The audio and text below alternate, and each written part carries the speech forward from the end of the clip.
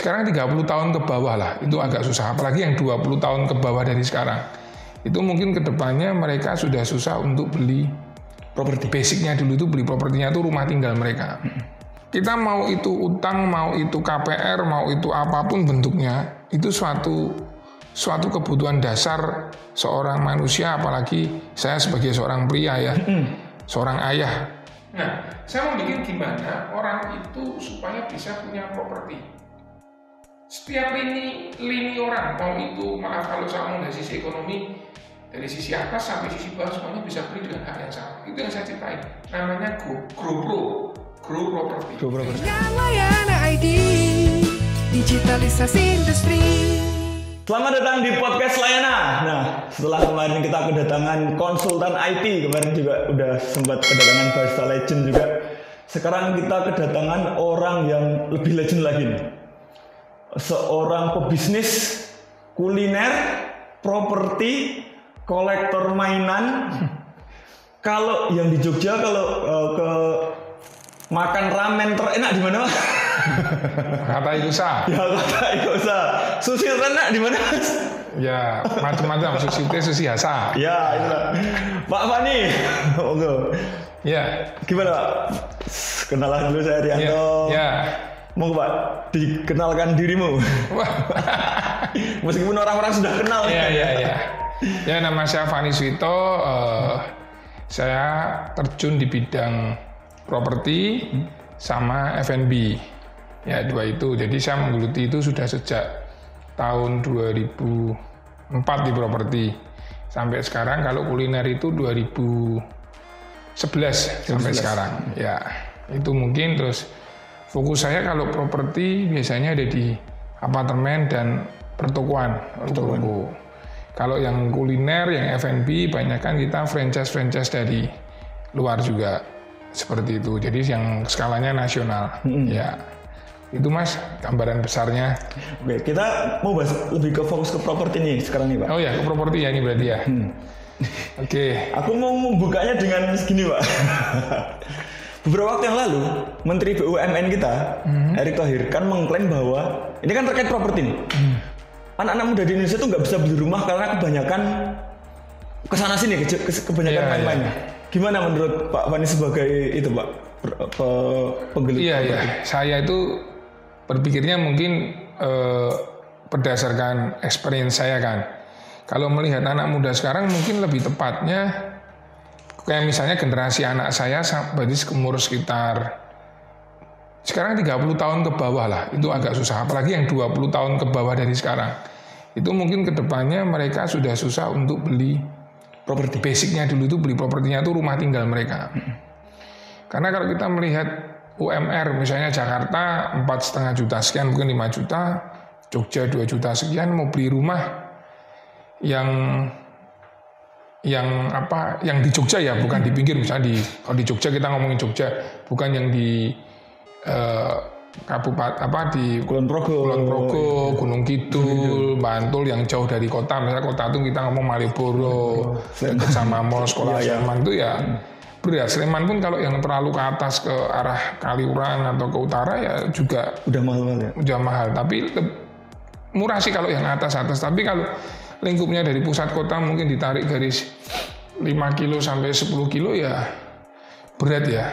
Apalagi kalau yang dalam radius 5 kilo. Karena sekarang rumah tipe 36 aja mungkin yang di atas sana itu mungkin udah 600 jutaan. 600 sampai 800 juta itu tipe 36. Ya, mungkin ada yang sampai bikin 24. Tapi kalau yang udah subsidi dari pemerintah, wah lebih jauh lagi tuh. Mungkin lebih murah rumahnya tapi transportnya, terus nanti anaknya mau sekolah juga jauh, makanya pendidikannya juga dikasihkan dekat sana kan. Jadi juga kurang pas ya. Jadi memang generasi sekarang untuk beli rumah berat sekali. Berat sekali ya, Pak. Misal contohnya untuk beli rumah 1 miliar lah. Berarti kalau kita mau pikirin dia mau kredit kan nggak mungkin anak muda mau punya uang segitu langsung. Kecuali dikasih orang tua kan. Oh iya. Ya kan. Nah kalau misalnya dia gajinya anggap aja lah 10 juta. Angsuran untuk rumah 1 miliar, jangka waktunya 15 tahun. Kalau kreditnya 1 miliar ya, plafon kreditnya 1 miliar. Mungkin rumahnya 1,2 atau sekian ya. Kalau DP-nya kecil ya bisa 5%, mungkin 1,50 miliar gitu ya. Kalau rumah 1 miliar kita kredit 1 miliar, itu per bulan tuh sekitar hampir 10 juta, ya 9.500.000 untuk jangka waktu 15 tahun. Kalau 10 tahun sekitar 13 juta sekian, 14 juta. Kalau mau cepat lunas 5 tahun ya bisa 25 jutaan hampir. Nah sekarang kalau gajinya 10 juta, belum bayar bensin, belum bayar angsuran mobilnya dia, misalnya ada Avanza 4 jutaan sekian, belum makannya, belum jajannya, lah mau gaji berapa mau beli rumah? Nah, itu yang bikin berat anak-anak sekarang untuk beli rumah itu. Nah makanya di sini itu sebenarnya pergumulan yang buat kita insan properti itu pergumulan yang tidak ada habisnya dan klasik. Nah disitulah nanti mungkin saya akan cerita ke Mas gimana cara menyiasati supaya anak-anak muda bisa beli properti. Ya seperti itu. Sebelum ke situ Pak, soalnya kan sekarang tuh banyak juga financial advisor lah gitu kan yang bilang bahwa ini menurut Pak Fani sendiri ya, beli rumah itu kan ada perdebatan antara beli rumah itu termasuk investasi atau masuknya ke liabilitas gitu Pak. Iya. Itu kan banyak perdebatan yang akhirnya bilang, ngapain beli rumah, itu cuma liabilitas, cuma pengeluaran bulanan, nggak ada investasi. Investasi itu kan ya bisa dijual gitu, sedangkan jual rumah itu kan nggak segampang itu. Iya. Menurut Pak Fani gimana? Menurut aku ada benernya ada salahnya. Menurut saya pribadi, semuanya ini jadi pendapatnya saya larikan ke pribadi saya. Betul.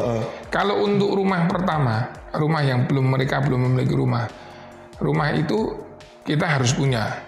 Kenapa harus punya? Karena itu untuk anak cucu kita.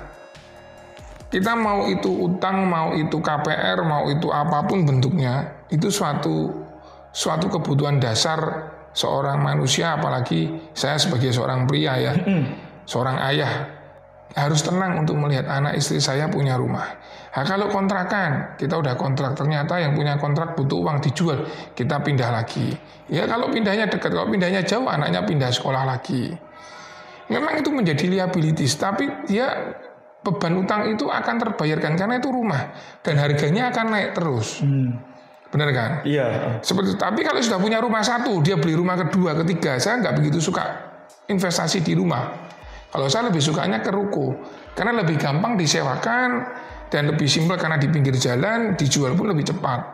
Seperti itu. Jadi kalau orang bilang rumah itu jadi beban utang, iya. Tapi kita semua harus punya rumah dan belilah rumah dengan hutang yang sesuai kemampuan. Oh iya. Sehingga nggak, misalnya kemampuan dia tadi misal gaji 10 juta Mas. Harusnya dia bisa kredit supaya dia bisa untuk bantu orang tua. Mungkin dia nggak usah beli mobil tapi beli motor, kredit. Nah dia bisa kredit rumah yang harganya 500-600 juta. Cukup. Uang DP-nya 300 separuh kan, kreditnya 300 juta. Jadi sebulan cuma 2,5 juta. Kita mau nabung apapun. Di dunia ini kita mau nabung, kita nggak akan bisa kejar properti. Nah itu benar. Jadi nggak bisa dikejar sama seorang manusia dalam hidup yang normal. Punya anak, sekolah, itu biaya pendidikan sama rumah tinggal. Itu nggak bisa dikejar dengan kita menabung. Bunga bank cuman kalau di bawah 100 juta cuman 2%. Deposito 100 juta ke atas baru 4,5 potong pajak. Nggak akan bisa Mas ngejar kenaikan properti dan untuk bayar nabung masa kita nggak makan, nggak minum, itu nggak bisa. Nah tapi itu kan sekarang kan banyak banget yang youtuber-youtuber yang bilang bahwa nabunglah dulu. Katakanlah tiap bulan sisihin berapa gitu, dan dia lebih memilih untuk tinggal di apartemen, di kos-kosan selama katakan 5 tahun, nanti tabungannya itu kekumpul bisa membeli, katakanlah misalnya tidak bisa beli rumah yang senilai dengan harga target awal, kan ada yang lebih murah gitu, gimana Pak? Atau itu betul. Saya setuju. Kalau dia hidupnya itu memang sudah terencana dengan baik, bapak ibunya nanti nggak sakit, terus kakak adiknya nggak ada yang nikah, terus dia nggak ngutangi saudaranya yang butuh sesuatu suatu saat. Tidak bersosial intinya ya. Dia istri atau suaminya anak tunggal, jadi dia nggak ada kebutuhan banyak, tiba-tiba tetangga nikah, tidak ada kebutuhan sesuatu hal yang urgent, dia bisa nabung jelas. Tapi dunia ini kan tidak pasti tuh Mas. Yang kita harus pastikan kan adalah ketersediaan rumah buat kita dan anak-anak kita. Nah itu dengan apa ya? Dengan kita membayar KPR. Kalau menurut saya loh. Wah ini sudah ada KPR, aku nggak curi ya, aku nggak bisa bantu kamu. Masa aku mau nabung dulu tapi nggak bisa bantu adiknya butuh sesuatu. Oh iya benar. Kan nggak mungkin diomongin YouTuber itu kan hanya kulitnya. Mungkin tidak terlalu dalam mengupas ya.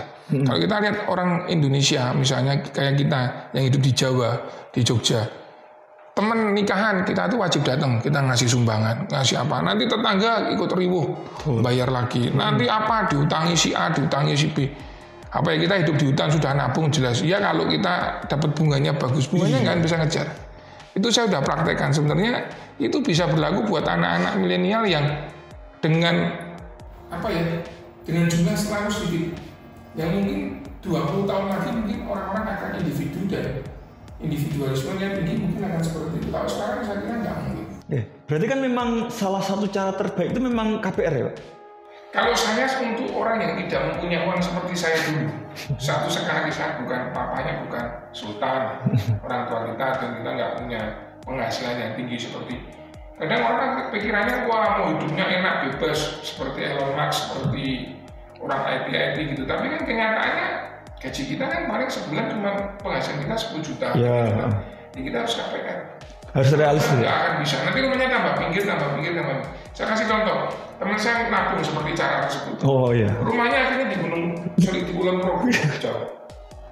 Terus saya tanya ke teman sekolah saya. Terus anak gimana sekolahnya? Sekolahnya kalau kita naik kereta yang ke NJA ke Oh iya. waktu sekian masuk jam sekian namanya kerja nggak sempat ya. Akhirnya aku sekolah di daerah sana. Nah, saya disuruh bahkan sayang atau pendidikan yang bagus kan di dalam kota Jogja. Benar nggak? Maksudnya bukan beda. Iya betul. Otomatis kan di sana, lingkungannya apanya. Jadi sekolahnya di sana kan jadi mengorbankan banyak hal. Betul. Kamu beli rumah berapa di sana? Sekitar 700 juta. Jadi kalau kamu mix tambah 500 bisa utang. Kamu bisa dapat di Jogja pilihnya lebih enak kalau 1M. Anakmu pendidikannya bagus, lingkungannya bagus, memperoleh semua fasilitas juga lebih bagus. Nah itu yang sebenarnya orang tua harus pikirkan. Tapi nggak semua berpikiran seperti saya. Ya seperti itu. Jadi kalau saya pribadi sih, ya harus KPR mas. Harus KPR ya. Kalau saya nggak punya uang kan? Iya. Nggak boleh kriminal kan? Nggak boleh kriminal. Ya, KPR lah, gimana lagi? Itu memacu Anda untuk lebih semangat bekerja. Ya, betul. Seperti saya sebelum nikah saya harus punya rumah. Nah, rumah mau gimana? Masa kita mungkin anak-anak orang tinggalnya di rumah mertua atau kita rumahnya kontrak kan nggak enak. Nah, kita harus punya utang. Punya rumah gimana ya? Utang dulu sama bank. Seperti itu. Nah, kan sekarang tuh ada alternatifnya lagi, Pak. Selain rumah kan ada apartemen yang sekarang kan banyak yang sales-sales yang berkata bahwa harganya udah mulai terjangkau. Sebenarnya Pak, membeli apartemen itu worth it nggak Pak untuk jangka panjang? Untuk tinggal? Ya, kalau Anda tinggalnya di Jakarta worth it, tapi kalau di Jogja 50-50. Bisa worth it, bisa nggak gini. Kalau dari tipe anak orang yang kayak saya mungkin kelahiran tahun 80 ya, jadi yang sudah 43 umur saya. Nah, saya lebih suka yang landed house, yang ada tanahnya. Tapi kalau sekarang anak-anak yang sekarang ini orang-orang yang umurnya 20 sampai 25 ya, lebih enak mungkin di apartemen karena mereka, anak saya kan 4 mas, mereka nggak mungkin mikir anaknya 4 kan, anaknya 1, mungkin di apartemen cukup 1, kedua mati lampu ada apa, mereka nggak perlu punya genset sendiri, apartemen udah ada gensetnya, mereka keamanan 24 jam. Kalau kita mau tinggal lebaran aja harus jagain kunci rumah, kemana cari satpam, cari siapa yang jaga rumah, ribet kalau yang punya rumah. Tapi kalau punya apartemen lebih simpel. Tapi mungkin tuh untuk anak-anak muda milenial mungkin bisa. Tapi mungkin untuk generasi kita yang tinggal di Jogja di mana tanah masih banyak, saya kira 50-50, bisa bagus bisa enggak. Nah ini kan banyak yang nggak tahu Pak. Saya juga ini masih ragu. Sebenarnya beli apartemen itu kita memiliki unitnya atau kita tuh cuman katakanlah kayak hak guna bangunan itu loh Pak, terus nanti per 20 tahun lagi harus diperbarui, kita itu gimana sih Pak? Ya, kalau apartemen itu sebenarnya sama seperti hak milik, hampir sama. Bedanya itu kan kalau hak milik itu kan tanah, apartemen itu kan secara title tuh. Nah, mereka kalau sudah pakai 25 tahun mereka bisa perpanjang lagi. Perpanjang? Iya, perpanjang 20 tahun. Nanti habis selesai mereka bisa mohon lagi untuk perpanjangan lagi. Jadi mau mohon lagi untuk 20 tahun, nanti perpanjang lagi 20 tahun dan seterusnya. Yang mungkin orang Jogja, saya cuma ngomongin secara garis besar saja, tapi nggak detail ya. Beda seperti apartemen itu ada macam-macam. Kayak rumah yang tanah pun macam-macam. HGB itu semua sama mas menurut saya. Bedanya HGB di atas tanah asal usulnya hak milik atau HGB di atas tanah kas desa. HGB di atas tanah Kasultanan, kalau di Jogja Sultan Ground, Pakualam Ground, tanah pemkot atau tanah pemda itu beda. Kalau yang selain tanah hak milik yang pertama saya sebut, yang lain itu nggak bisa diagunkan. Nggak bisa ya? Nggak bisa. Anda mau perpanjang, Anda harus izin sama pemilik tanah, sama sultan, pemkot, pemda, kas desa, kelurahan. Tapi kalau saya beli di atas tanah hak milik, ya itu selamanya sama hak milik sama. Cuman bayar 20 tahun sekali bayar perpanjangan. Tapi haknya untuk apanya semuanya sama. Jika kena tol, dibayarnya sama. Nggak ada bedanya hak milik sama hak guna. Mau diambil buat perang untuk landasan pesawat terbang misalnya perang, hak milik hak guna ya keambil semua, nggak ada beda. Iya.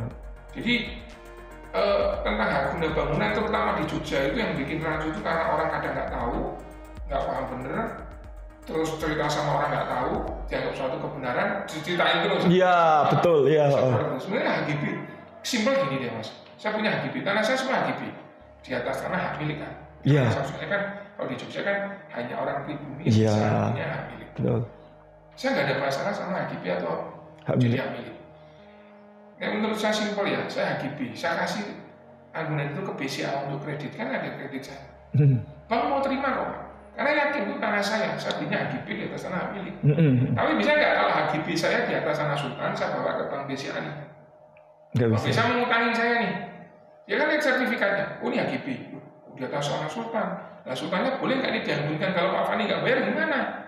Oh ini tanahnya sultan. Yang tanda tangan malah sultan kan? Iya. Misalnya pemkot kan nggak mungkin. Iya. Nah seperti itu orang harus paham. Simpelnya kalau kita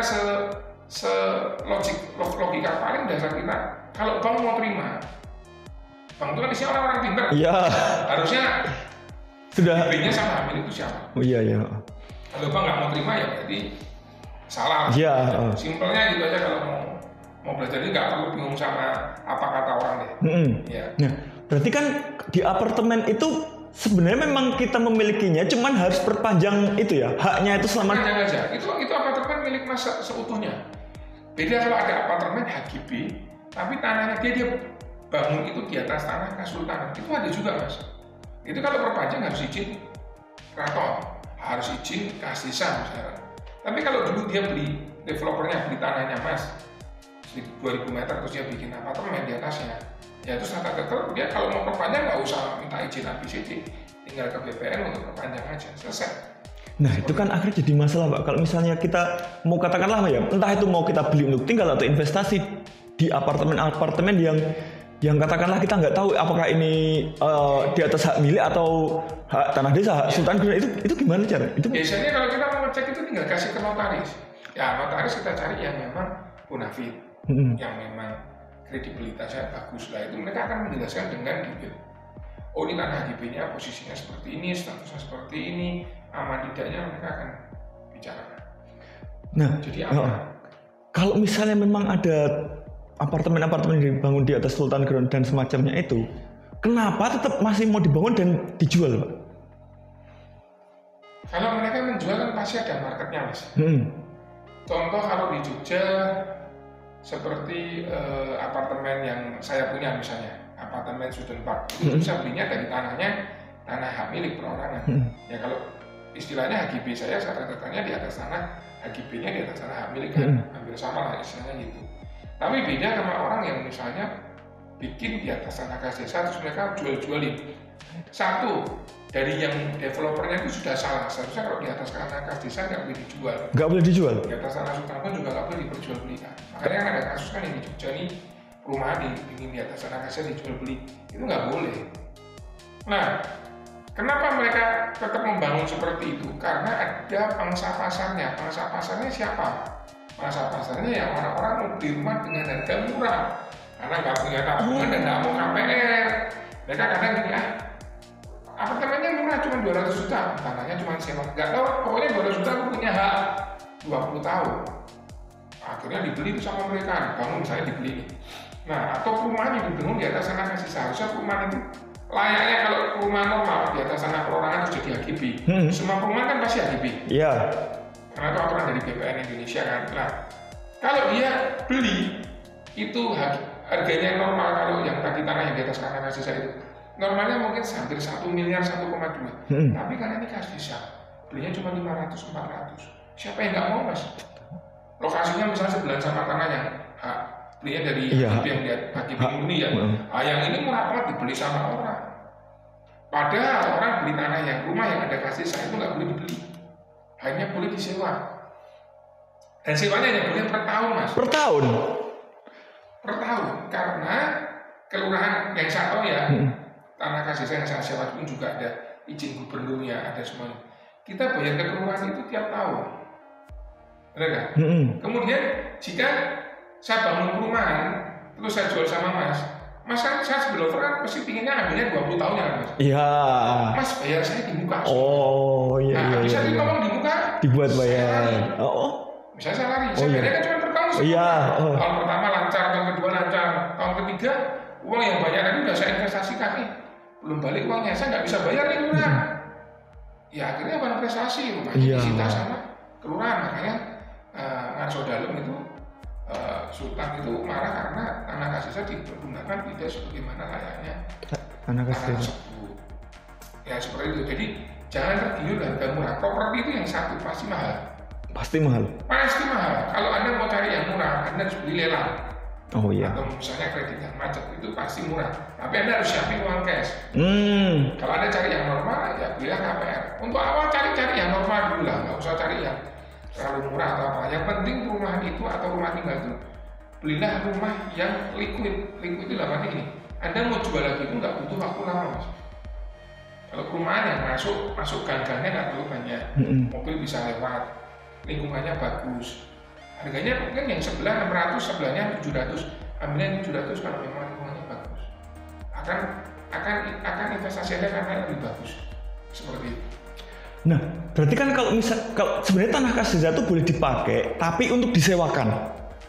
Tanah kasih itu boleh dipakai, tergantung dia peruntukannya pertama, mau untuk tempat olahraga, untuk sekolah, untuk bisnis. Kalau untuk bisnis ya cuma untuk bisnis, Mas, nggak boleh dijual belikan. Ada karena kasih saya dibikin ruko. Ya ruko itu hanya boleh disewakan. Iya. Nah problemnya yang nyewa bayarnya 20 tahun langsung murah. Murah. Harusnya sewanya 100 juta per tahun daerah sekitar situ ya. Sewanya ini enggak, paling cuma 40 juta tapi kali 20 tahun. Kali 20 tahun. 800 juta bayar di muka. Nah, itu yang salah. Iya. Nah, habis bayar 800, developernya kalau lari, Anda kan ditanyain sama kas desa. Iya. Kamu belum bayar sewa nih. Oh, saya udah bayar nih sama developer A. Developernya nggak bayar kita ya. Kan rancu, ada hubungannya sama developernya sama kelurahan. Nah, itu yang jadi kacau. Makanya nggak boleh dijual belikan karena urusannya kelurahan atau kas desa itu hanya sama developer, nggak ada hubungannya sama pembeli ini, Mas. Dia nggak mau tahu. Nah ini Mas, saya kan tinggal di kos-kosan yang semi apartemen gitu kan. Nah dan itu kan unitnya itu bisa dibeli sama penghuninya, dicil angsur gitu loh. Jadi kan kayak pavilion, semacam apartemen gitu lah di kos-kosan itu. Itu kan bisa kita beli. Suatu ketika salah satu kan ada banyak kan, yang jenis kos-kosan itu kan ada banyak. Salah satu kompleks itu kan masalah tanah kas desa. Nah, apa yang terjadi dengan orang-orang yang sudah membeli unit yang ada di dalam situ? Itu tanahnya kasih desa. Iya. Ya, Anda hilang semua uangnya. Hilang semua? Ya, kembali ke desa. Anda hanya bisa menggugat developernya atau yang Anda beli kemarin. Tapi tanah itu pasti kembali, Anda pasti kalah karena tanah kasih desa. Anda kan usahanya sama yang jual. Iya. Yang jual campurnya sama kasih desa. Ini kan sudah pegang kontrak. Anda kan yang subnya yang kedua. Anda mau gimana pun Anda pasti kalah, Anda pasti keluar. Anda hanya bisa buka nyari developernya ini. Masih kalah. Tapi kalau Anda beli itu apartemen, dia kesana beli ada sertifikatnya, kayak punya saya, itu aman. Anda nggak bisa diusul, nggak ada waktunya, nggak ada. Perpanjang ya Anda perpanjang sendiri. Nah itu yang mungkin karena dunia ini semakin dibahas di sini boleh buka-bukaan nggak sih? Nanti kalau berbahaya tinggal disensor. Enggak, maksudnya banyak sekali orang itu karena mau cari uang, mereka terus sering melakukan scam. Ya. Ya, tujuannya itu untuk menipu orang. Jadi gimana sesuatu yang benar terus diperlakukan dengan salah, tapi tidak konsumen menjadi benar. Nah, seperti yang Mas lakukan itu, membeli kos-kosan bisa dibeli. Ada Mas yang memang tanah bukan kasih desa, tanah milik dia sendiri. Dia bikin kos-kosan jadi 10. Terus 10 itu dia jual-jual. yang mana nanti akan mau dijadiin unit-unit. Iya. Tapi untuk jadi unit itu nggak gampang mas, prosesnya lama dan progresnya lama. Padahal dia udah terima uang dari sini, aja juga kacau mas. Harusnya nggak boleh seperti itu. Kalau Anda beli, menurut saya ya, hikmat saya, paling basic itu adalah satu, Anda harus dapat sertifikatnya. Untuk mas Anda beli harus dapat sertifikat. Iya. Nggak ada sertifikat ya nggak mau. Kalau saya loh ya, beli harus ada sertifikat. Terus yang kedua, kalau beli dia nggak ada sertifikat dulu. Kalau developernya itu misalnya terkemuka kayak Agung Sedayu, kayak Sumarekon, ya Anda percaya boleh. Tapi kalau developer lain itu kan tinggal kepercayaan. Kalau Anda nggak percaya, udahlah aku beli, tapi aku kredit. Biar bank yang ngurus legalitas. Iya. Selesai Anda. Kecuali banknya ikut ketipu, beda lagi. Tapi kan jarang. Yang bisa ngenain bank ketipu itu seperti kayak misalnya yang nggak suka yang Mekarta, ya kan udah bayar nyicil pakai bank, barangnya nggak jadi, banknya bingung, semua bingung lah itu. Karena developernya terlalu besar seperti itu. Harusnya pakai bank aja, bank yang melunasi. Bank masih minta nih. Kalau sertifikatnya nggak ada, prosesnya sampai mana? Gitu. Sertifikat aslinya ada di mana? Nah, sekarang yang pegang siapa? Nah, pecahnya pecah berapa lah? Itu akan ditanya terus, orang yang mau nipu pun jadi ya banyak kan orang kena tipu atau misalnya beli seperti itu karena mereka nggak paham ya mas.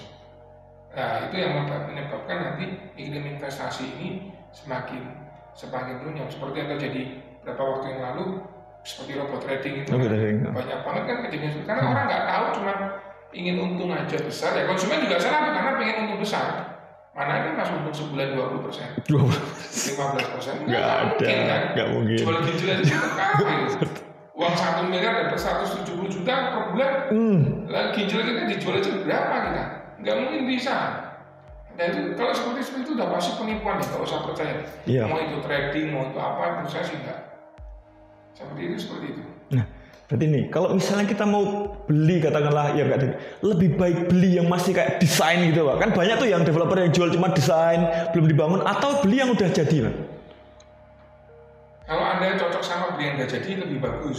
Tapi mau beli jadi atau desain, pertama pastikan sertifikat itu ada dulu.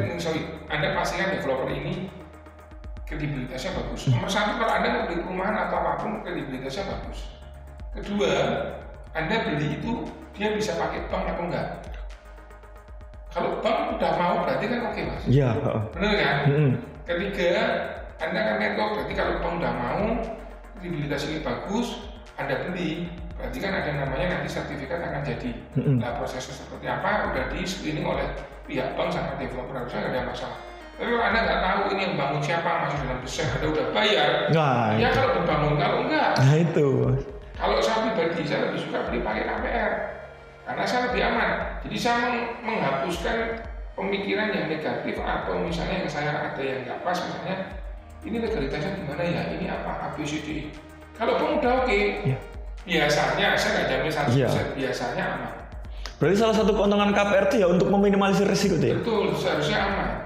Saya punya tanah itu misalnya, atau developer ada tanah, dia mau dibangun, misalnya contoh di Jakarta, sering kan baru tanah, ini mau dibangun apartemen, tapi nanti bangunnya masih 3 tahun lagi. Pertanyaan saya biasanya di pameran, iya kalau jadi, kalau nggak jadi. Bapak kalau beli 3 unit langsung, Bapak kan dapat Avanza langsung. Orang kadang tergiur, ini kita bikin murah nih Pak, begini. Saya cuma tanya simpel saja, ini bisa pakai bank nggak waktu belinya?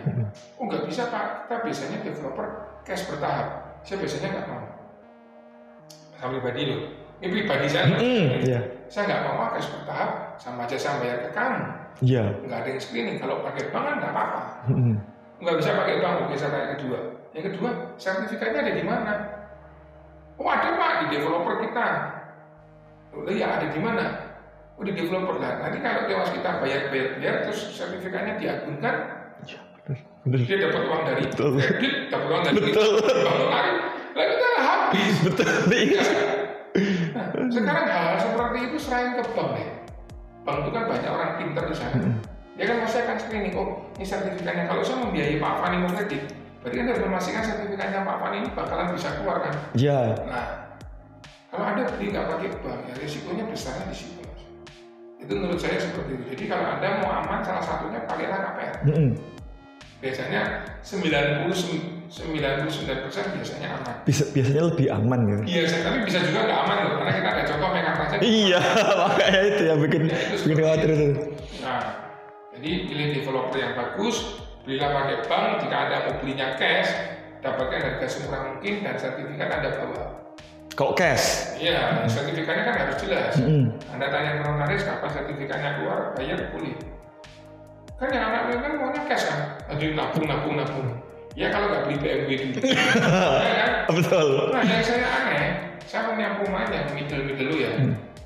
Rumahnya sekitar 400-500 juta, tapi mobilnya BMW. Nah itu anak-anak sekarang. Oh, lebih Harusnya kalau mobilnya BMW ya rumahnya 5M 4M dong. Kalau kita iya. Cocok kan, ngapain pakai mobil mahal tapi rumahnya nggak bagus. Iya.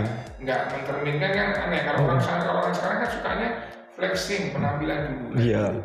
Rumahnya urusan belakangan lah ya. Nah, jadinya mereka lebih sering kontrak mungkin 60 juta, 50 juta dapat rumah tingkat daripada rumah beli sendiri dengan utang misalnya cuma 600 juta tapi rumahnya cuma 36, 45. Nah mereka lebih suka flexing rumahnya tingkat. Tapi kontrak terus. Nah ya itu benar ya. Saya tanya Pak Dik, kalau suatu saat 10 tahun kemudian atau 5 tahun terus Anda nggak punya kerjaan, Anda mau tidur di mana? Dibalik juga omongan saya, lah Bapak kalau sudah kredit 5 tahun nggak ada penghasilan terus gimana? Benar nggak? Betul. Nah, saya tinggal jawab, ya sudah tuh rumahnya dijual loh. Kalau saya nggak bisa jual, kan disita sama bank. Iya. Bank kan lelang. Iya. Misalnya rumahnya 1M, saya udah bayar selama 5 tahun udah 500 juta nih Mas ya. Dan ini rumah ini selama 5 tahun pasti 1M kan jadi 2M kan? Iya. Iya kan? 2M dijual, lakunya cuma 1,7. Utang saya berapa tinggal 500, saya masih dapat uang 1,2. Oh iya bisa gitu ya? Iya, mereka kan nggak mikir gitu. Oh iya bener ya? Saya cuma ngambilnya sepenggal. Kalau mau ngomong, saya gini, Anda kontrak terus setiap bulan 50 juta, 50 juta selama 5 tahun, cuma keluar uang 500. Saya beli rumah itu, mungkin yang harga kalau mungkin kontrak 50 juta rumahnya mungkin 2M. Ya, 2M. Aku nyicil tuh 2M, cicilannya berarti 20 juta terus tiap bulan. Nyicil. Sama-sama ini dari 2 orang, satu kontrak satu enggak. 5 tahun resesi semua. Iya. Atau nggak usah resesi lah. Dua-duanya normal, kondisi normal bangkrut. Terus, aduh yang ini nggak dapat kerja, ini juga nggak dapat kerja. Ini mau kontrak aja 50 juta nggak bisa. Nggak bisa. Kontrak paling 10 juta kalau dia punya. Dia katanya mau nabung mau beli rumahnya paling nggak habis kan. Iya betul. 2M baru nyicil 5 tahun karena kreditnya 15 tahun, berarti paling sepertiga doang tuh. 2M paling uang pokoknya dia cuma kurang, ya paling banyak 500 juta lah. Paling jelek. Ya kan, berarti masih punya utang sama bank 1,5M. 1,5M. Nah, kira-kira uang 2M, rumah 2M kalau 5 tahun ke depan, rumahnya jadi berapa? Anggaplah paling jelek 2,5M. 2,5M. Cuma 500. Terus rumah yang tadi ini, yang 2M ini dijual 2,5M. Bener nggak? Utang ke bank berapa lo? 1,5M. Yaudah, uang dari laku ini bayarin ke bank 1,5. Anda kan masih bawa 1M. Oh berarti kalau misal disita dan dilelang itu dari sisanya kan dikasih kita. Oh sisanya dikasih kita. Itu yang banyak orang nggak tahu ya Pak? Tahu. Nah sekarang ada kredit nih, biasanya banyak nih orang kredit pakai rumah. Rumahnya 2 miliar, kreditnya cuma butuh 100 juta bakur. Terus tiba-tiba nggak bisa bayar, rumahnya 2M disita, apa itu diambil bank semua? Kan enggak. 2M dijual, lakunya misalnya 1,8. Utang sama bank berapa? 100, yang banknya dibayarin cuma 100. 1,7 dikasih mas lagi. Bukan disita terus nggak dapat apa-apa gitu ya? Enggak. Oh itu tuh yang banyak. Ya kan bisa dikasihkan bank, bisa model lelang, bisa apa? Modelnya banyak, tapi enggak. Tidak se ekstrim dikasihkan bank terus hilang tuh enggak. Jadi yang orang bilang, kalau ini ada apa-apa, saya ikutin cara pikirnya aja. Kadang kalau kontrak itu nggak masuk akal. Oh iya. Saya lebih suka kontrakin uang rumah saya ke orang. Saya ke orang. Semoga dia kontrak. Oh iya benar ya. Ya kan? Betul. Buat penghasilan pasif income saya. Seperti itu. Ya berarti. Nah tapi kalau Pak Fani punya, katakanlah kan itu punya properti untuk dikontrakkan, apakah itu juga KPR Pak? KPR juga bisa. Jadi yang pertama Anda harus butuh beli pertama itu, menurut saya lagi ini kan orang beda. Iya. Basicnya properti beda, sama mungkin ada kerjaan lain mungkin beda. Anda harus punya rumah dulu pertama. Untuk tinggal. Untuk tinggal ya, untuk tinggal harus punya satu. Habis itu Anda harus investasi ke properti. Karena basic saya properti, jadi saya hanya tahu cara kerja pakai properti. Saya sama nggak pinter, yang lain nggak pinter. Jadi saya mencari uangnya lewat properti. Kenapa lewat properti? Karena saya baru-baru ini yang ciptain saya membuat suatu usaha, suatu properti manajemen yang kita bisa membuat mimpinya itu membuat semua orang itu punya properti, Mas. Karena gini, properti itu hanya hak yang bisa beli properti yang bagus, normal bagus itu hanya orang yang punya duit. Betul. Orang yang nggak punya duit nggak bisa beli properti. Mereka stres, akhirnya ngontrak hidupnya nanti ke Singapura, Jepang, hidupnya hanya untuk menyewa. Nah, saya mau bikin gimana orang itu supaya bisa punya properti.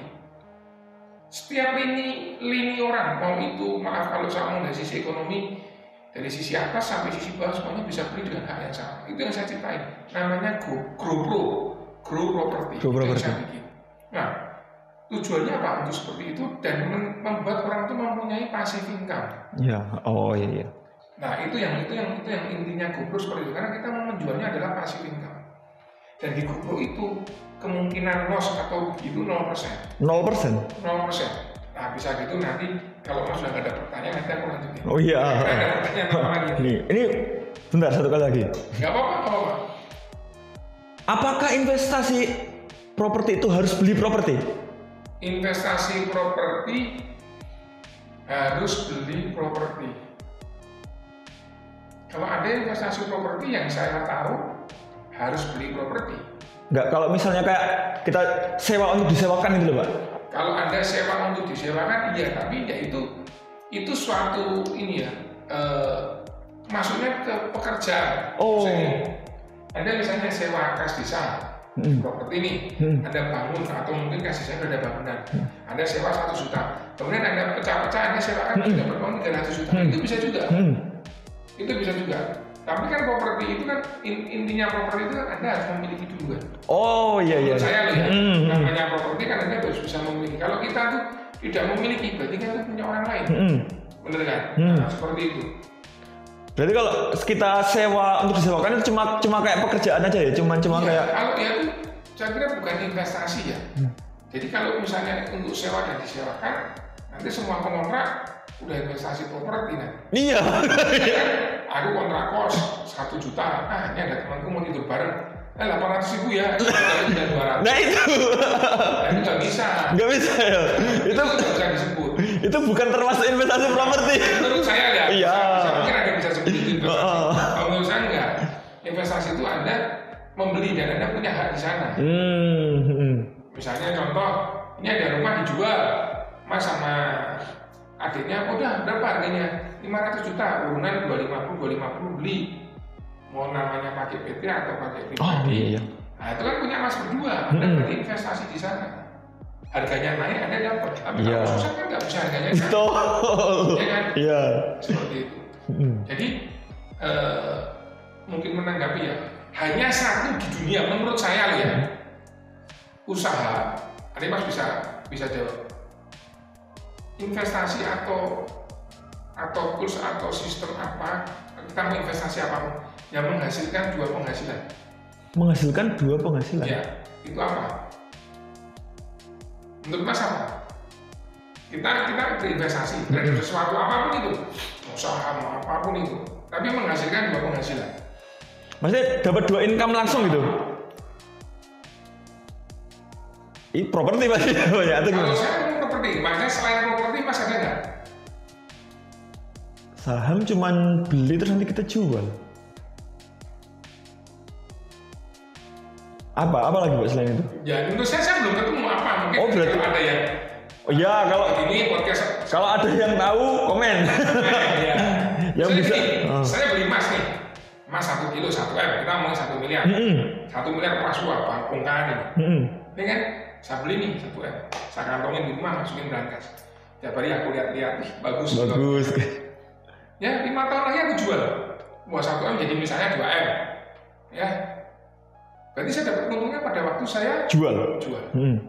Emasku hilang ya, jadi uang 2 M ya sudah, saya dapat. Kemudian lagi investasi, itu cuma dapat 1 lah Mas ya. saya mau deposito obligasi atau apapun itu. 1M. Mas, sama misalnya bank. Bang, ini aku punya uang 1M, aku mau deposito. Mana Pak uangnya ini? Mas yang bawa nih uangnya. Saya nggak bawa uangnya lagi loh. Mas tadi kan aku pegang. Betul. Ini uangnya Anda bawa. Saya dikasih bunganya tiap bulan. Kalau 1M, kalau bunganya 4%, 4,5% potong ini ya paling sekitar sebulannya 2 juta sampai 3 juta. Ya, saya sama Mas dikasih tiap bulan 3 juta. 3 juta. Selama 5 tahun kan? 3, tapi per bulan loh Mas. Iya per bulan. Bukan langsung bukan setahun, bukan 5 tahun, per bulan namanya. Udah 5 tahun nih sama-sama ya orang emas ini kan ada 2 orang nih, 1 emas, 1 obligasi, deposito. Jadi dijual kan 2 ya. Nah, terus 5 tahun sama ambil ke banknya, sama ambil uang saya. Yang 1M, uang 1M ini jadi 2M enggak? Enggak. Tetap 1M kan? Iya. Tetap kan pasti tetap kan dimaksud. Udah saya ambil cuma 1M. Plus saya dapat bunganya 3 juta per bulan. Per bulan yang udah 5 iya, udah 5 tahun. Berarti kan cuma dapat bunga doang. Betul. Tetap. Saham juga sama. Kalau properti Anda beli 1M. Ruko beli 1M. Terus Anda 5 tahun lagi ruko itu dijual. Sama jadi 2M. Anda dapatkan waktu jual. Ya. Tapi selama 5 tahun bisa disewakan. Betul, ya. Anda tangan kiri jadi 2M. Yang ini dapat sewa berapa per tahunnya? 50 juta. Orangnya bilang, oke, bayarnya nggak 50 juta per tahun, langsung 5 tahun nggak usah kontrak, 250. 250 ini Anda punya 4 ruko, beliin 1 ruko lagi. Iya. Berapa? Yang lain ini menangnya liquid. Untuk sesuatu jual. Ya. Tapi kalau yang properti kuncinya cuma satu. Anda kalau ini mau aman seperti yang lain, Anda harus cari tempat yang bagus, lokasi strategis, itu yang bisa. Yaitu AgroPro Mas. Kita makanya mainin di properti investasi, tapi sudah ada yang sewa. Sudah ada yang sewa. Itu nah, kita di GoPro ini kita udah ada yang sewa Mas. Jadi kita beli properti. Nah, misalnya gini, aku contohin garis besarnya. Nanti kita detail bisa ada presentasi, bisa. saya menawarkan ke khalayak ramai. Jadi saya bikin itu adalah orang itu bisa membeli ruko ini 1M itu bersama-sama. Mas bisa beli per lembar saham saya jualnya 10 juta. 10 juta. Jadi Mas bisa beli. Oh, aku punya uang 2 juta Pak Fani, udah ikut. Mas ikut juga. Jadi ini kalau per 10 juta berarti ada 100 lembar saham. 100 lembar saham itu bisa Mas punya 5, Mas punya 5, yang ini punya 2. Ada mahasiswa yang punya cuma 10 juta bisa ikut beli. Kemudian properti ini dibeli bersama-sama pakai PT. Di nama PT itu ada namanya mas-mas semua. Misal orangnya ada 20 ya sini 20. Akhirnya ini dibeli nih. Kan dibeli udah kan? Nah, pada waktu membayar properti ini, GoPro itu sudah menyediakan. Ruko ini adalah ruko yang sudah ada yang menyewa. Bukan mau menyewa, beda. Sudah ada yang menyewa. Jadi yang Anda beli itu adalah ruko yang sudah berjalan. Yang nyewa itu misalnya ada Hoka Pintu, ada Pisahan, ada toko kecantikan, ada klinik, F&B. Jadi udah disewa. Jadi waktu kita kan nggak mau kan di ruko tapi nggak ada yang sewa. Betul. Iya. Jadi Anda waktu membayar ini, Anda itu sudah ada yang sewa. Jadi pada waktu Anda membayar ini langsung terima uang sewa. Nah, misalnya 1M di GoPro itu akan memberikan sewa itu 5% dari nilai propertinya. Jika Anda beli dari GoPro asetnya ruko ini 5 miliar, berarti 5% kali 5 miliar berarti 250 juta. Kalau tadi yang kita bahas ini 1M, berarti Anda dapatnya 5% dari 1M, berarti berapa? 50 juta. Jadi waktu Anda beli ini, rame-rame tadi, ya Anda langsung dapat uangnya 50 juta per tahun. Per tahun. Suka nggak Mas? Kalau deposito tadi kan bayarnya per bulan. Per bulan, 3 juta. Ini dapatnya 50 juta per tahun. Kemudian hebatnya lagi di sini itu nggak seperti itu Mas. Anda terimanya 5 tahun di muka. 5 tahun di muka. Berarti Anda dapat 50 juta kali kan 5. Berarti 250 juta. Jadi begitu Anda beli, misalnya yang pembeli diwakili sama Mas kita beli ya, Anda langsung dapat uang 250 juta karena ruko ini udah disewa. Jadi Anda dapat uang cash 250 juta. Gross ya? Gross. Karena belum dipotong pajak ya? Iya. Nah, 250 ini, kemudian aku dapat 250, aku udah punya rebu. Besok 5 tahun lagi tak jual, aku dapat capital gain kan? Untungnya di muka 5 tahun nggak bawa di muka. Buat beli. Nah, 250 juta. Kalau Anda tertopang, kasih uang saku kan, bunganya saya 5 tahun tak ambil di sekarang, boleh nggak? Boleh, nggak mungkin bisa. Kayak misalnya Anda kerja, apa mungkin pekerja profesional. Saya kerja sama Mas, gaji saya sebulan 2 juta. Pak, saya pasti ikut Bapak, saya pasti loyal Pak. 5 tahun ya? 5 tahun gaji saya dibuka 2 juta kalikan 60 bulan Pak. 120 juta saya ambil dulu ya. Saya pasti ke Bapak 5 tahun itu. Kira-kira Mas mau ngasih saya gaji 1 bulan? Nggak mungkin, kan di grup ada dikasih 25 dibuka. Kenapa bisa berhenti itu? Ya, itu yang kita bikin, kenapa ini resikonya 0. Sekarang kenapa resikonya? Sertifikat tanah yang dibeli ruko ini, dan dibeli rame-rame kan? Sertifikatnya yang sertifikat tanah semua Anda yang bawa. Saya nggak bawa apa-apa. Google nggak bawa apa-apa. Anda yang bawa. Anda nggak dititip itu bang loh. Anda yang bawa. Terus penghasilan 5 tahun. Saya kasih ke bapak. Bapak rugi apa juga? Kalau orang mau scan kita, pasti bayarnya per bulan. Iya. Nanti habis tahun nggak usah bayaran. Habis ini 5 bulan ya. Ini dipasang langsung ya. Saya mau scan apa Pak? Mereka kalau yang kayak robot ini kan mau ambil pokok Anda, bagonya kan. Uang yang 1M-nya ini kan. Iya. Mereka kasihnya per bulannya gede. Iya. Nah, itu Pak. Semakin Anda maksudnya kan gede. Kalau ini uangnya Anda bawa, keuntungan di muka udah Anda bawa. Saya kan nggak dapat apa-apa. Ya sudah selesai Mas, ada untung kan. Ruginya di mana? Lah berarti dari perusahaan Bapak sendiri itu untungnya di mana Pak? Apanya? GoPro-nya itu nanti dapat untungnya di mana? Ya kalau GoPro pasti ada keuntungan kan, kita waktu mencari kayak ini kan tadi kan kita kan 250 juta itu kan gross. Oh iya. Nah, sekarang ada nanti. Oh ini udah dipakai sama klien kita misalnya di klinik ya. Kan kita waktu menyewa kan kita dapat komisi Mas. Betul. Lah tapi kan dari sisi konsumen itu kan enak sekali. Mereka beli karena saya itu sudah jenuh sama penipuan-penipuan di sekitar kita Mas.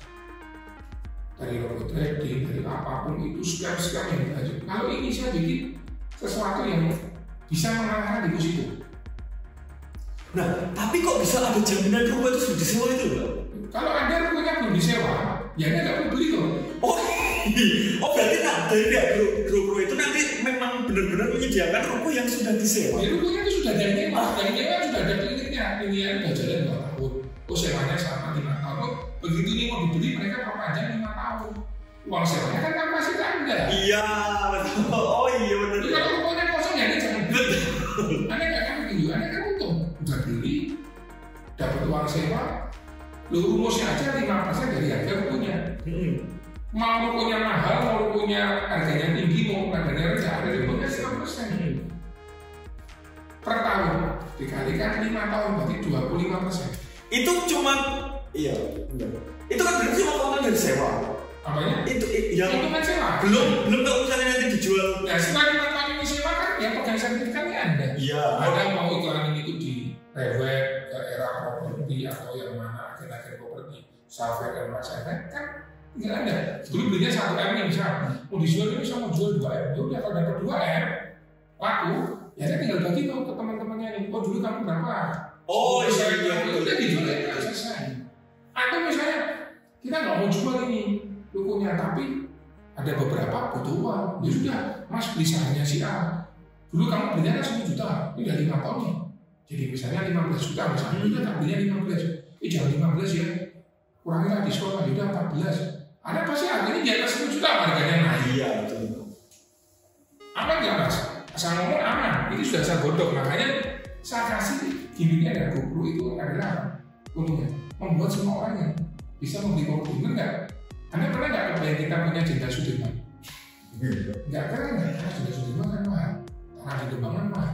Nah saya ada pertokoan di Jenderal Sudirman. Kita beli rame-rame, sertifikat di bawah kita kan. Nggak ada yang dititip-titip. Sewa dapat dibuka 5 tahun. Habis 5 tahun mau dijual boleh. Kita mau beli saham teman-teman kita juga boleh. Silakan. Jadi semua orang kita bisa memiliki semua daerah strategis yang ada di Jogja. Saya bisa lakukan ini karena saya ada di Jogja.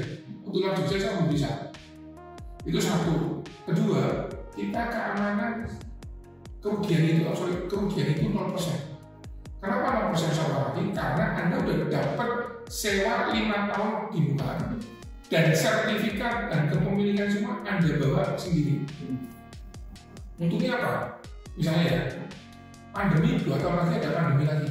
Anda tenang, Anda udah disewa 5 tahun. Iya. Kalau Anda sewanya cuma per tahun. Itu. Kalau banknya bayar per bulan, terus ada pandemi ini, banknya mau ganggu, kita nggak bisa bayar. Uang Anda hilang, cuma ada LPS saja. Tapi kalau ini, mau ada pandemi, mau ada apa, Anda sudah tinggal uang Anda 5 tahun dibuka. Karena nggak masalah. Kalau 5 tahun kita ketemu sama Demokrat, ayo Pak, semangat Pak, masih bisa. Iya kan? Mereka bisa pas sekarang pandemi udah dicabut nih. Saya biasa ada contohnya bisa sekarang semakin ramai bisa contoh. Wah ya mereka dapat untung besar ya kita tetap sini lah. Wah ya Pak, besok perpanjang lagi ya gitu. Yang penting kita tuh untuk aman, jangan sampai pokoknya ini hilang. Betul. Untuk apa investasi kita cari ini yang sangat tinggi, tapi pokoknya hilang. Kalau kebetulan bisa, itu pas kita beruntung. Benar nggak? Kan namanya statistik kan gitu, oh pas Anda returnnya besar, pasti resikonya besar. Iya. Pas bisa, itu pas beruntung. Kalau pas Anda nggak beruntung dan masukin modalnya gede, ya udah habis semua. Habis semua. Kita kan ngomongin yang pasti-pasti aja biar uang ini nggak hilang. Karena kita yang ngomong kepastian. Itu Mas. Dan itu GoPro. Dan itu tadi dapat untungnya 2 kali gitu ya Pak, dari sewa dan dari saat kita jual itu. Betul. Nilai propertinya. Nilai properti. Dan itu bentuknya apa Pak? Aplikasi, website atau apa Pak? Enggak ada, ini belum ada bentuknya.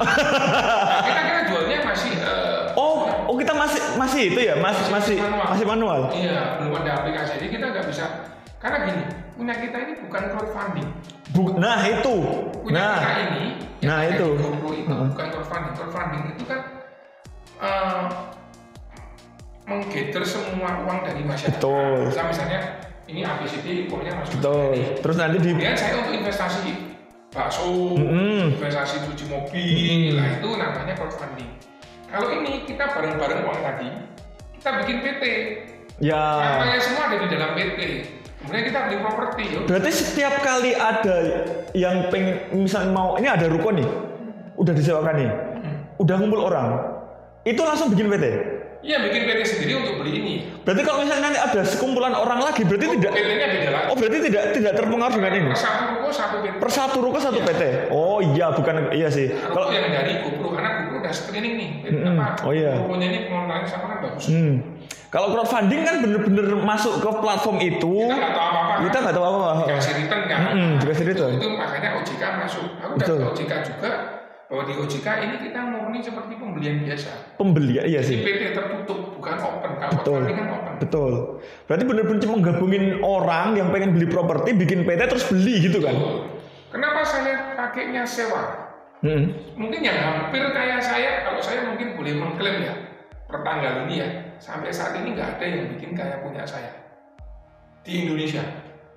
Yang mirip ada, tapi sangat beda. Yang ada itu kayak di Bali.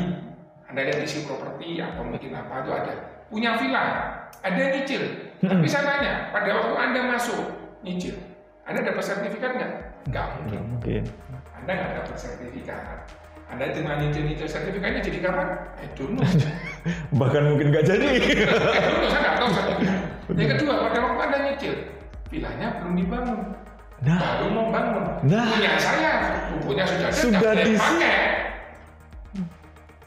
Ketiga, kalau Anda bikin villa atau apapun yang platform di luar, nanti kalau kita bisnisnya ini villanya udah jadi, kita sewakan jadi hotel kan, jadi apa? Nanti akan dibagi hasil. Ya kalau laku, kalau rugi kena pandemi, uangnya dari mana? Punya kita. Kalau usah ada pandemi, 5% kali 5 tahun enggak ada ini. Selesai. Beda kan Mas? Betul. Kalau saya intinya ini nggak ada scam. Saya tuh lihat teman-teman banyak kena scam, property trading, kena yang seperti properti itu udah sedih lah. Tidak ada, kalau Anda pengen invest properti di tempat kita, Anda punya uang 100 juta. Anda nabung sama istri yang tadi yang anak milenial punya 100 juta. Anda masuk GoPro, Anda bisa pilih Ruko. 10 unit ruko, ya kan satu ruko cuma 10 ada mau masukin 100 juta untuk satu ruko juga boleh. Juga boleh. Ada mau masuk, aku pengen punya di Seturan 1, di Kembangan 2, di Jalan Kudian 2, enak. Kau tanya ke orang tua, sekarang kerjaanmu apa? Oh, aku udah invest properti, aku punya 10 properti. Saya tanya ke Mas, waktu Mas bagi 100 juta itu jadi 10 properti. Saya tanya ke Mas, itu properti Mas bukan? Iya. Betul. Karena nama Anda ada di PT. Berarti sertifikat atas nama PT. Nah, berarti kan kalau misalnya nih 100 juta bagi 10, berarti aku terlibat untuk pembuatan 10 PT gitu. Gimana Mas? Jadi ini kan aku punya 100 juta, pengen beli 10 properti. Iya, berarti nama Anda ada di 10 PT. Iya. Di ruko ini Anda punya PT ini Anda punya nama 10 juta, paling cuma 1%. Iya, tapi Jadi 1%. Seperti orang beli saham perusahaan itu punya ini. Tapi kalau asal perusahaan kan kita nggak tahu. Cuma dapatnya dari untung aja. Dia waktu jual. Kalau ini Anda dapatnya dari sewa langsung. Dan sudah ada yang sewa. Udah dari sewa. Anda 5 tahun lagi tinggal lihat ruko yang aku kira-kira nggak investasinya naiknya agak tinggi. Aku mau tarik sahamku lah, mau tak jual lah sama temanku bisa. Yang ini bagus aku mau tambahin sahamku, mau beli punya orang lain bisa. Ini menurut aku suatu terobosan yang belum pernah ada di Indonesia. Karena nggak ada yang mungkin mau kalau dia mau scam, mau nyuri uang orang ya, mau nipu orang, mau kasih 25% di awal, dia dapat apa? Betul, iya. Mana mau? Kok aku maunya ngambil pokoknya mereka ya? Aku bilangnya nggak 5% Mas, aku bilangnya ini setahun untungnya 20%. Setahun. Jadi Anda akan dapat kontrakan ini 20% tiap tahun. Jadi Anda kalau masuk 1M, Anda akan dapat 200 juta. Tahun pertama semua dikasih 200. Seneng kan? Tambah lagi duit. Tahun kedua aku lari. Udah pastilah. Skemanya Mas seperti itu. Pasti itu pokoknya hilang semua Mas. Dan nggak mungkin jadi sertifikat. Betul. Anda jadi sertifikat bilang Mas Bapak ngapain sama nipu apa lagi? Nggak bisa. Maka saya bilang keamanan ini 100%. Anda nggak dapat bilet giro deposito nggak? Anda nggak dapat bilet deposito. Anda nggak dapat tanda terima dari pemerintah ORI, misalnya Ori enggak. Anda dapat Badan Pertanahan Nasional, sertifikat Anda bawa. Iya kan Anda kan direkturnya Anda yang bawa sertifikat. Mungkin Anda udah pegang namanya nama. Sertifikatnya di kita. Uangnya juga Anda bawa. Saya nggak dapat apa-apa, saya cuma dapat komisi. Yang saya cari adalah database semua orang kan nanti kalau saya misalnya suatu saat yuk teman-teman udah banyak itu ada mall dijual kita beli. Oh iya benar ya benar. Kan bisa kita kan punya mall kebayang ya mas punya mall dengan 10 juta kita bisa punya mall.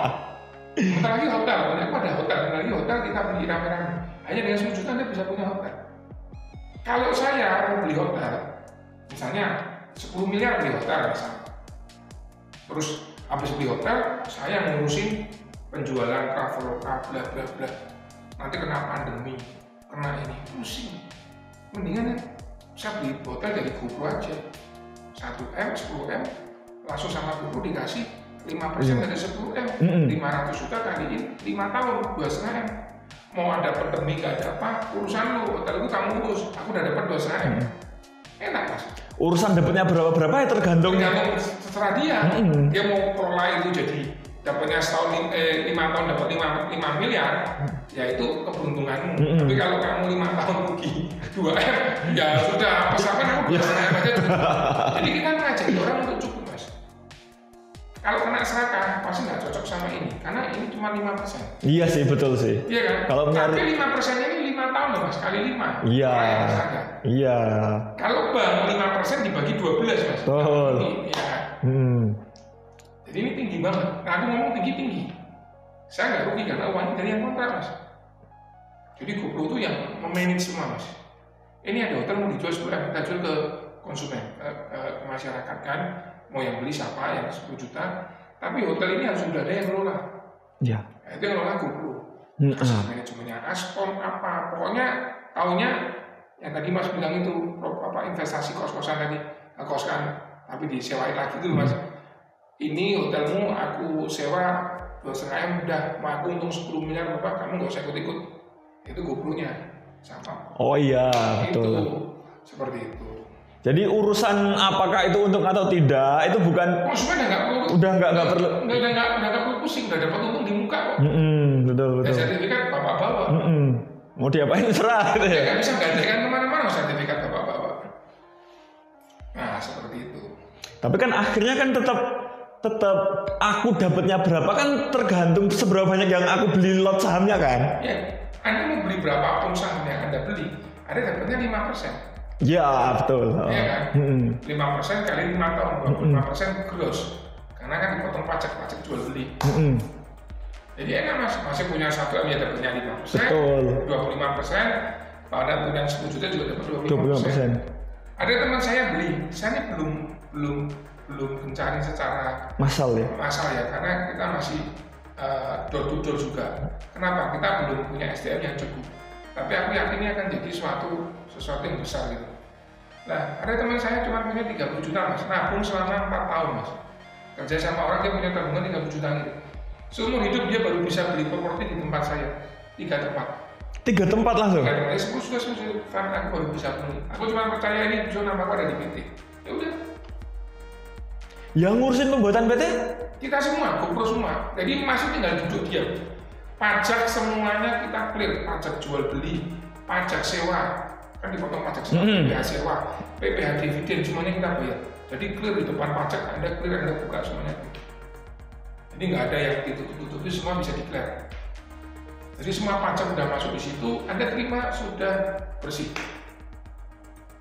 Asik banget kalau bisa tahu ini. Anda kan bisa mulai properti dari sini. Daripada bingung beliin properti, uang 1.500.000 juta buat satu properti, kenapa Anda nggak jadi 5? Nah itu benar. Kenapa nggak jadi 5 aja kan? 5 Anda punya banyak, Anda ke coffee shop saya, Anda beli juga udah. Ini kenapa sih belum? Ini kan propertiku, karena leasingnya kontrak, Betul. Iya kan? Ya. Ada banyak mas kita pisahan. Kita disewa pisahan, buka pintu, disewa Domino's pizza, disewa macam-macam mas. Gede-gede, ada beauty looks, ada yang ada yang apa? Klinik kecantikan, ada kayak buat sekolahan itu ada macam-macam mas. F&B itu banyak. Iya, kapan lagi kita bisa beli? Iya toh. Bisa beli yang udah di-save. Makanya ambil cepetan nih. Menguntungkan. Iya. Berarti tapi ini sudah ready, Pak. Udah ready, Anda mau beli kapan bisa. Tapi kan tergantung ketersediaan ruko juga. Kita kan pasti share. Nanti di website kita. Apa websitenya? Nah, nanti kita websitenya akan bagi, kita akan kasih lihat. Jadi Anda bisa beli seperti apa. Jadi kita ini baru memfikskan tentang SDM, tentang sales manajemennya kita. Oh iya. Jadi mungkin antara maksimal 3 bulan ke depan semua orang kayaknya udah tahu. Udah ya, matang semua ya. Matang semua. Oke. Seperti itu. Wah, menarik ya. Menarik ini. Membahas properti dari pakarnya langsung. Cuman ya itu apa? Kalau yang mau berminat membeli properti atau nanti bisa komen. Nanti kita langsung. Nah, komen langsung dibalesi satu nanti ya. Ya, balesi masa. Iya. Udah, ada lagi, Pak? Udah cukup ya. Oke. Masa ada ganjilan nggak? Enggak. Ada ganjilan sebenarnya. Kenapa belum bikin aplikasi? Harusnya kan bikin aplikasinya di Layana ID. Nanti kalau sudah jadi, baru kita bikin di Layana ID. Iya ya? Iya. Harus ya? Kita ketemu sama Pak Agus. Oh, wah. Biasanya belum prepare semua. Belum matang. Dari legalitasnya. Tadi kita baru preparein semuanya. Ya 3 bulan ke depan udah siap fighting lah. Udah siap fighting, bikin aplikasi di Layana ID ya. Harus. Yang paling pusing nanti Layana. Gimana orang bisa klik, bisa masuk ke PT, semua dokumen bisa send by online, apa semua. Nah itu tugasnya Layana. Biar itu Mas Haryo dan kawan-kawan pusing-pusing. Pusing yang penting aplikasi harus ada. Tujuannya itu saya. Jadi orang mau dimanapun dia berada di Indonesia, mau beli, tinggal masukin KTP seperti apa, foto apa, udah otomatis dokumen-dokumen papernya by online semua. Notaris juga udah bisa memverifikasi itu semua, bisa ya jalan. Itu tugasnya Anda. Tugasnya Mas Haryo dan kawan-kawan, Mas Fendi. Baik. Ya, oke Pak. Ya, udah. baik. Terima kasih atas waktunya. Ya. Di tempatnya yang penuh dengan mainan ini. Oke. Terima kasih, saya Rianto. Pak Fani, sampai jumpa di podcast Layana berikutnya. Dadah. Dengan Layana ID, digitalisasi industri.